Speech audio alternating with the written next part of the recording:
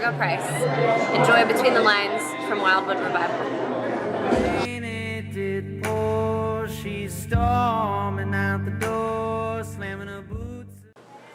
My name is Ron Gallo from Philadelphia, Pennsylvania.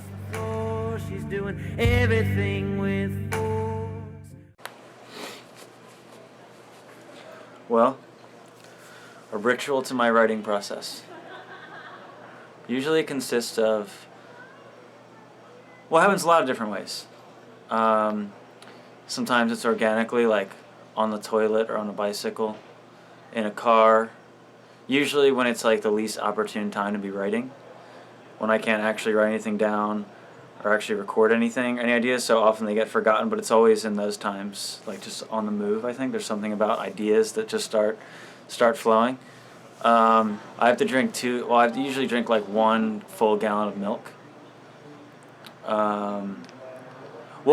So usually it's one gallon of milk, but sometimes I do the creamsicle challenge before I start writing, which is a gallon of milk and a gallon of orange juice, and then drink them both together. And then usually I throw up, and like from that throwing up, I kind of latch onto like this momentum of like catharsis, and then I start throwing up ideas and just poems, and next thing you know, there's just songs. There's just a song before you.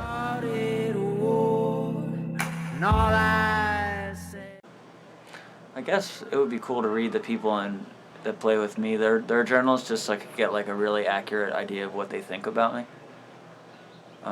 So that I could read their journal and find out what they really think, and it will definitely be negative, and then I could,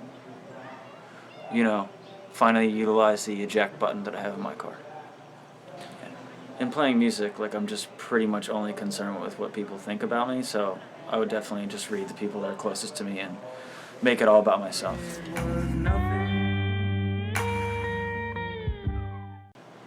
Writers.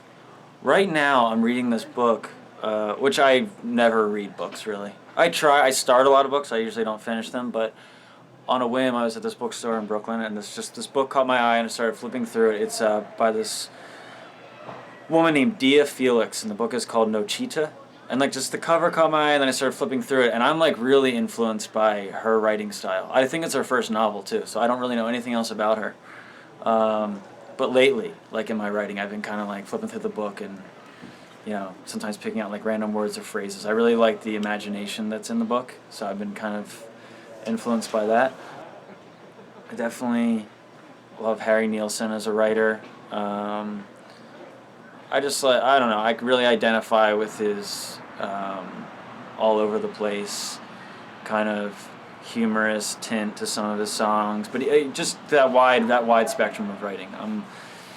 I'm not somebody that's really figured out like their one path yet, so I'm all over the place. I get in like a little phase where I'm like really influenced by somebody, and then a few months later it's like somebody else. I like just become a sponge and call me at a bad time.